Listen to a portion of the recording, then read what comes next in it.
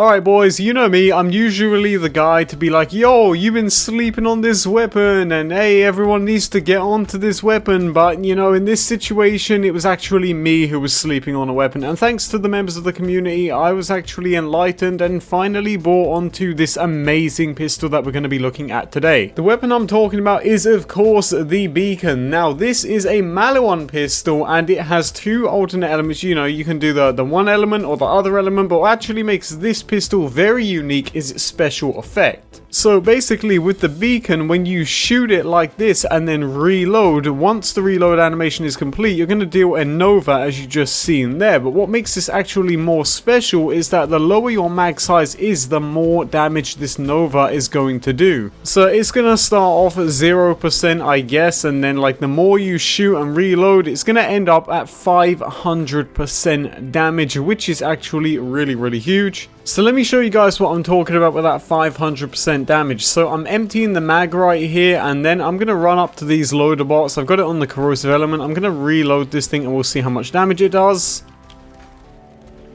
Yeah, not a lot at all. Like you can see it just didn't do anything at all, really. So Epic, if the special effect of this weapon sucks, then why are you showing it to us? Well, I'm showing it to you guys because the special effect isn't what makes this weapon great. What makes this weapon great is just the weapon as a whole. The base damage just makes this thing an overall mobbing machine, and even a bossing machine if you're on Moze. I also tried this thing out on my Zane, as you can see here against Strawn, and yeah, as you can see, it's dealing pretty decent damage. I am missing out on a ton of damage though, and I'll explain why. If you get this weapon dropped and the primary element is corrosive and then the secondary element is shock, when you summon the digiclone and you have the shock toggled on, it's still going to give your digiclone the corrosive element. This of course means that you're going to want to make sure that the primary element on your beacon is the element that you want your digiclone to be wielding, if of course you are using your digiclone. Now, I've seen some people use this thing on Moze, and quite frankly it's just absolutely disgusting. I mean, honestly, the amount of kills I've seen on this thing is crazy. And I've also used the fire version of this weapon up against the Ruiner, and yeah, it does pretty decent damage. Now, this weapon also comes in a ×2 variant other than its normal standard base damage, and when you get that ×2 variant, you're going to have a lower mag size, but in return you're going to deal more damage. But personally for me, I prefer to go with the ×1 so that I can have a higher mag size and the consec hits annoying, and that just, I mean, it's just crazy good.